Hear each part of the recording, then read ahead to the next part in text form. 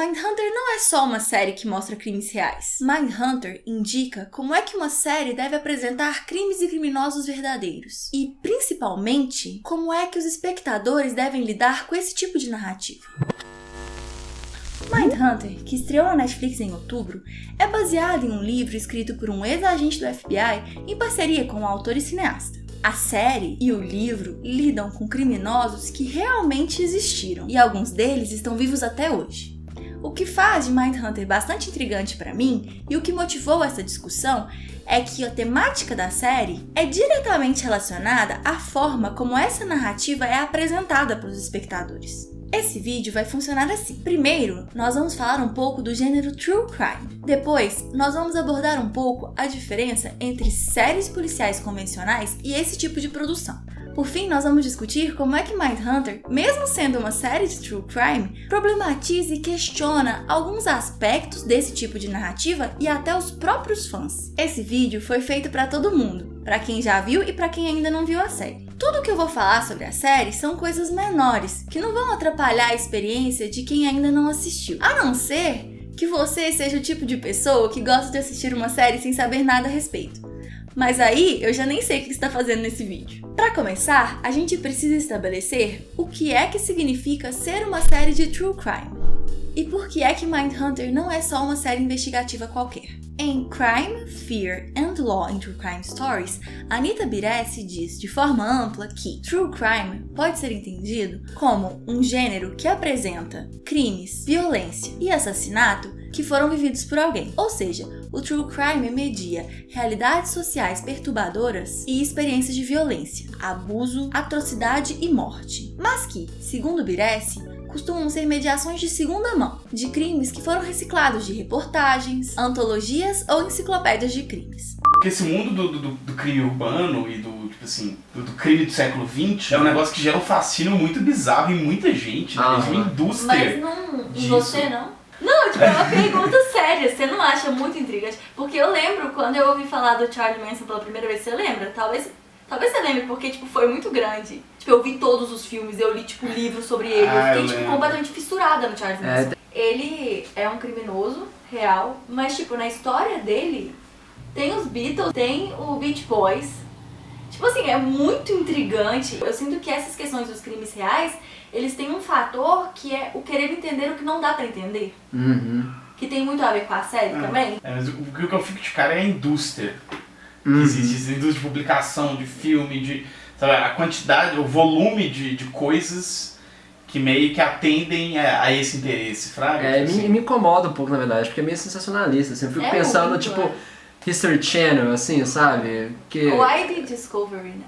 Ela diz também que os críticos geralmente consideram que o True Crime seja um gênero menor, efêmero, de interesse limitado e até de mau gosto. Mas segundo ela, o fato de que os casos narrados em True Crimes envolvem pessoas e fatos reais não deveria levar a uma condenação automática dos fãs do gênero como voyeurs com mau gosto. A questão é que, como aponta Mark Zeltzer, quando a gente pensa em literatura de crime, a gente pensa em romances policiais, ou seja, histórias ficcionais, crimes que são falsos, que não aconteceram de verdade. E que as histórias de True Crime, embora apresentem crimes factuais, elas fazem isso de forma a recontar essas histórias de uma forma muito semelhante a esses super populares romances ficcionais. Por ser real, me interessa mais. Sabe, eu acho que aí tem gente que fala que, sei lá, literatura de ficção seria menor do que, não sei. Romances policiais são uma literatura menor, é isso? Não, é isso também existe. Mas no True Crime, ele é como se ele fosse visto pior ainda do que o romance policial. Que louco. Eu imaginaria o contrário. É porque o romance policial, ele não se pretende nada além de um romance. E o True Crime tem esse lado de, tipo, a antropologia e a mente dos criminosos e fatos reais. Ele tem uma pretensão quase que científica, mas que é muito barata, que não é real. Entendi. No Brasil a gente não tem muita tradição de fazer True Crime, né?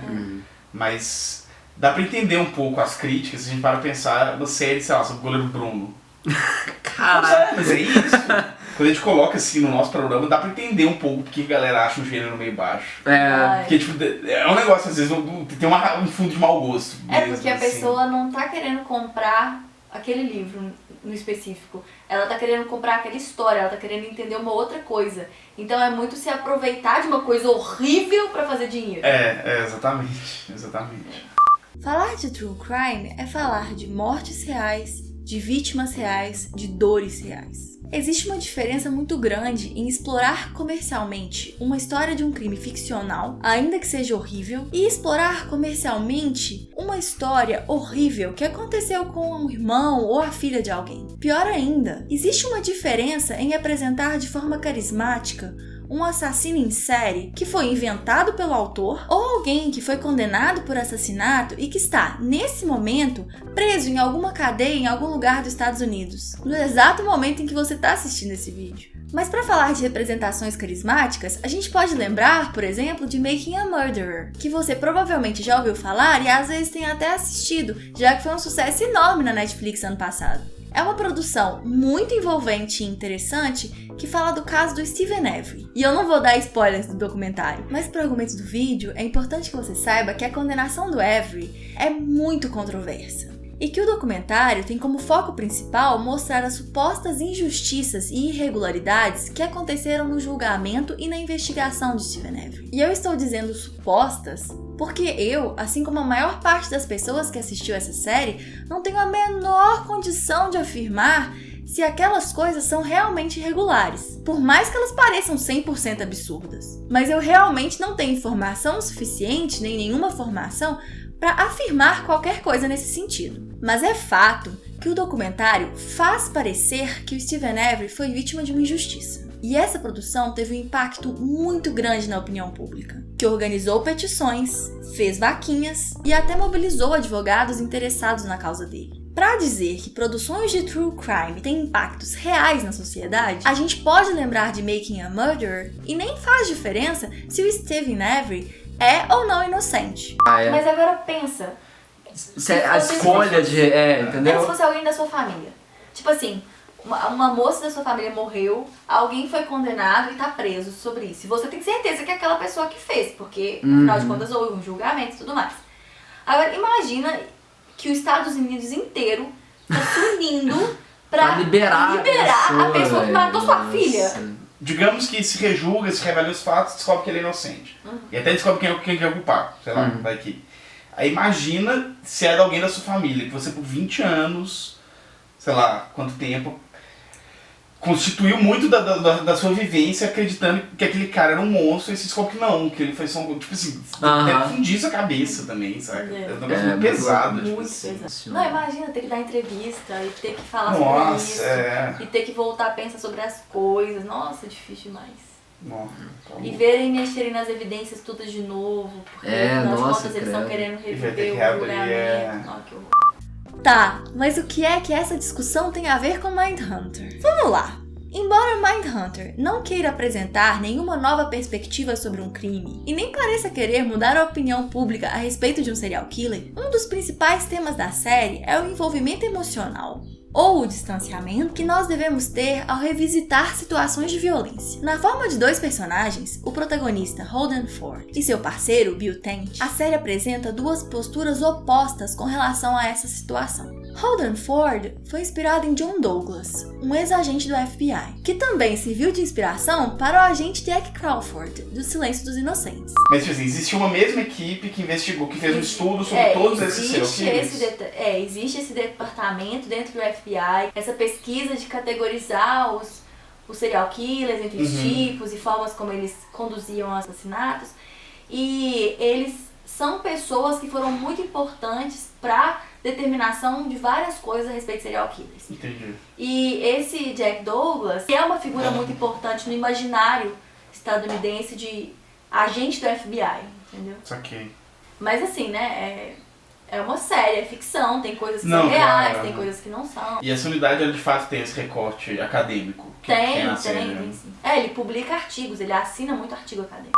Holden apresenta um certo distanciamento aos crimes que são representados nessa história. Durante a série, Holden parece esquecer que as pessoas que ele está entrevistando cometeram atos completamente absurdos no passado, se permitindo até mesmo se divertir com as entrevistas e as investigações. Em certo momento, Holden chega a comemorar que o assassino tenha matado um cachorro, porque isso seria bom pro argumento dele. E isso mostra o seu distanciamento à crueldade das pessoas que ele está investigando. Enquanto isso, Bill se assusta com a falta de envolvimento emocional do Holden e se recusa a considerar, por exemplo, que uma entrevista que acaba com um serial killer se masturbando num sapato de salto alto foi um sucesso, como propõe Holden. As diferentes posturas são exploradas mais a fundo no que diz respeito ao envolvimento desses personagens com suas parceiras. Enquanto Holden relata casualmente todas as barbaridades que ele encontra no seu trabalho, Bill se recusa a conversar sobre o trabalho com a sua esposa. Inclusive, a diferença de postura dos personagens é conflituosa e faz com que o Bill insinue várias vezes durante a primeira temporada que existe algo errado com Holden. A postura dos dois personagens, de certa forma, reflete como um leitor ou um espectador de true crime pode se relacionar com os crimes cometidos pelo personagem, que é uma figura histórica, que está sendo representado nas narrativas. De um lado, nós temos as pessoas que consomem esse tipo de obra se permitindo esquecer da crueldade envolvida nos atos, desenvolvendo até um certo tipo de empatia pelo criminoso em questão. Do outro lado, nós temos aquelas pessoas que nunca se deixam esquecer de quão horríveis são as coisas que aquelas pessoas fizeram e mantêm sempre em mente que aquela obra diz respeito a atrocidades. É bastante ilustrativo, por exemplo, o momento que Holden mostra os recortes de jornais que ele tem sobre o Richard Speck, que é uma espécie de coleção. O Bill ironiza essa situação e pergunta pro Holden se ele está planejando pedir um autógrafo para esse serial killer. E o Holden, ao invés de perceber o absurdo da situação que é ser fã de um assassino, ele pergunta se pedir um autógrafo seria inapropriado. O que me fascinou na série é que ela se permite dialogar diretamente com os problemas derivados de se admirar uma pessoa com esse tipo de histórico. Mesmo que seja bastante provável que entre o público da série existem pessoas que são fãs desses criminosos que estão ali sendo representados, que assim como Holden, consomem qualquer coisa que dizem respeito a esses assassinos. Eu fico pensando até que a maioria das pessoas talvez assistindo a série, será? Eu assisti a série torcendo muito pra falar do Charles Manson. E eles falam, né? Não, eu fiquei tipo, nossa, podia tanto ter o Charles Manson, tipo assim. Não é que eu sou fã nem nada disso, não, mas tipo assim, é uma figura que realmente me intriga, sabe? Eu gosto de ver coisas sobre ele. Não, mas o Charles Manson, particularmente, eu tenho um pouco isso também. Mas porque ele é uma figura da cultura pop. Você não tava querendo admitir tanto assim, mas eu sei, eu lembro dessa época que eu tava muito louca, que foi logo depois que a gente se conheceu, a gente trocava outras ideias sobre ele. É porque o Charles Manson, eu tive uma coisa com ele, porque eu descobri ele por causa dos Beatles, né? Eu tinha tipo 14 anos. Eu tava, 13 anos. Eu tava descobrindo os Beatles, ai que banda legal, ai, pera, Charles Manson, o que é essa pessoa? Isso aqui.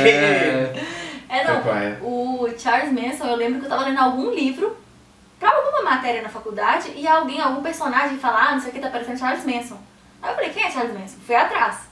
Nossa, já era. Tipo, eu não terminei o livro pro dia da aula. Tipo assim, eu fui ler outro livro que falava sobre a biografia dele. Eu fiquei, tipo, louca mesmo. Eu fiquei, tipo, gente, o que é essa pessoa? Sabe? É, tipo, é uma tentativa de entender mesmo, que é muito surreal. Eu tô falando isso também pelo seguinte, porque é um assunto que não me desperta tanta curiosidade. Eu nem fiquei sabendo da série. Entendeu? Assim? Não chega até você, né?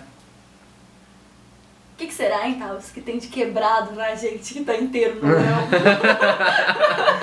Exatamente. Ainda em que muitos momentos a postura do Holden seja apresentada como inadequada e até suspeita, a série parece ser consciente de que ela poderia servir para alimentar esse tipo de curiosidade. E eu vejo dois motivos importantes para isso. O primeiro é que a série trata da investigação por trás dos motivos de um serial killer. O que é que faz uma pessoa normal se tornar um serial killer? Ou seja, a humanização dos assassinos é parte da premissa. O segundo motivo é que todos os crimes, sem exceção, acontecem no passado da narrativa. Então, ainda que a série mostre fotos de cenas dos crimes e alguns relatos bastante gráficos dos atos de violência cometidos, a não representação desses atos em frente às câmeras faz com que seja possível sair dessa série quase que ileso. Eu mesmo, por exemplo, eu sou meio fraca com essas coisas e é fácil me deixar impressionada. É muito fácil um filme ou uma série me deixar com uma cena de violência na cabeça durante dias, mas isso definitivamente não aconteceu com Mindhunter.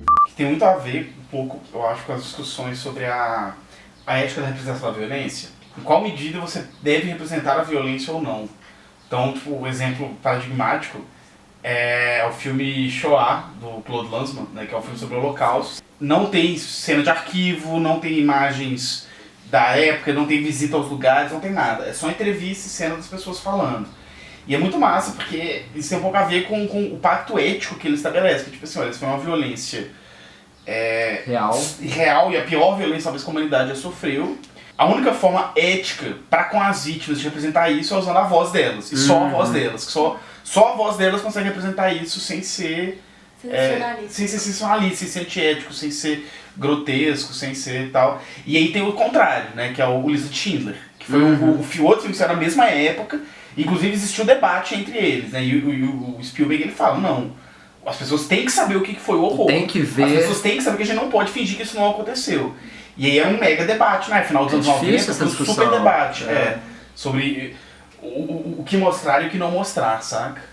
Acontece que a série parece combater ativamente que o espectador se esqueça que as pessoas que estão sendo representadas ali cometeram atos 100% repugnantes. Primeiro vem a abertura. Na abertura, a gente vê o gravador que é utilizado na série para as entrevistas sendo metodicamente preparado para a gravação. É uma cena limpa, que mostra precisão e rigor científico, que é interrompida por cenas de corpos que sofreram violências absurdas. E essas imagens piscam na tela. E essas imagens são horríveis e elas deixam a abertura difícil de assistir. Ela funciona como um lembrete para o espectador que existe algo de muito feio na série que ele está assistindo. A outra forma que a série tem de nos dizer que aqueles homens são capazes de coisas horríveis diz respeito ao desfecho da primeira temporada. Se você viu, você sabe do que eu tô falando, senão eu realmente não vou contar porque eu não quero atrapalhar a experiência de ninguém. Mindhunter é mais que uma série excelente. É um cautionary tale, ou seja, é uma história que ensina uma lição. Existe algo de fascinante naquelas figuras que são representadas ali. E isso eu não nego e nem a série parece negar. Mas antes de tudo, Mindhunter tenta lembrar os espectadores que aquelas pessoas só estão sendo representadas ali